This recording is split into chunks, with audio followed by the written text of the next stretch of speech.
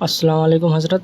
حضرت میرا ایک سوال ہے. ایک شخص ناپاک کپڑا دھل رہا ہے، اس کا دونوں ہاتھ ناپاک کپڑے میں لگا ہوا ہے اور اس کو ٹوٹی کھولنا ہے، نل کی ٹوٹی کھولنا ہے. اگر وہ نل کی ٹوٹی کھولے گا تو وہ نل کی ٹوٹی ناپاک ہو جائے گی کیا؟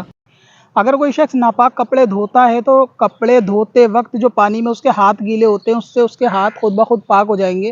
لہٰذا اگر وہ اس ہاتھ سے ٹنکی کو چھوئے گا تو ٹنکی ناپاک نہیں ہوگی.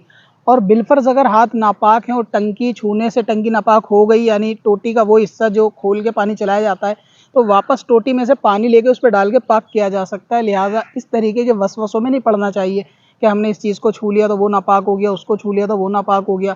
ناپاکی لگے گی تو چیز ناپاک ہوگی. فقط ناپاک کپڑے دھونے سے جو تر ہاتھ کسی چیز پہ لگا دیا وہ ناپاک نہیں ہوگا، کیونکہ جب کپڑے پاک کرے تو وہ ہاتھ بھی پاک ہوگا. باقی ٹنکی پہ شبہ ہے تو پانی ڈال کے اس کو صاف کیا جا سکتا ہے، اس پہ 1-2 لوٹے پانی ڈال کے اس کو پاک کیا جا سکتا ہے. اب اپنی ضرورت کے لیے آسان وظیفہ تلاش کرنا ہوا اور بھی آسان. وزٹ کریں wazifa.sbswarsi.com پر اور اپنی دین و دنیا کی بھلائی کے لیے پائیں ڈھیروں آسان وظیفے.